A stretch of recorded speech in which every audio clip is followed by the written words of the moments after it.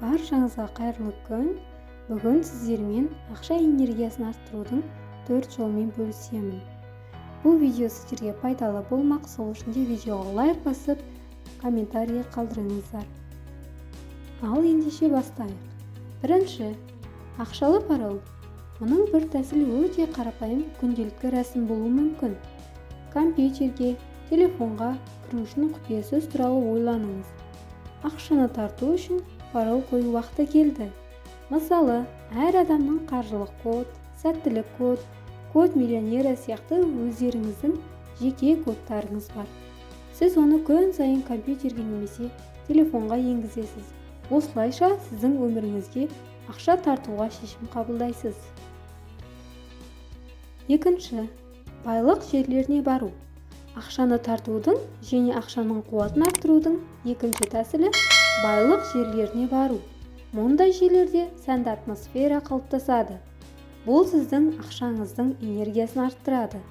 Өзіңізді бай адамдар жинайтын жерде болуға мүмкіндік беріңіз. Байлық атмосферасын толтырып, оның бір бөлігі деп есептеңіз.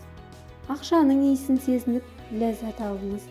Бұл сіздің айналаңыздағы белгілерді байлық қорына қосу арқылы сіздің энергияңызды арттырады. Үшінші кеңес, сіз бай үйлердің, әйгілі пәтерлердің сайттары мен шоттарын көрсеңіз де болады. Өзіңіздің осы керемет жағдайда сезінуге тырысыңыз. Ақшаға алғыс. Ақшаға қатысты кез келген алғыс сізге одан да көп ақша келеді. Жаңа клиент тарту, мәміле, күтпеген сыйлық. Аллахқа ризашылық білдіріп, әрдайым кішкентай балалар сияқты өмірде ақша алған сайын қуаныңыз. Төртінші кеңес, ақша жайлы аффирмациялар. Ақша энергиясын көбейту үшін ақша жайлы аффирмацияларды қайталаңыз.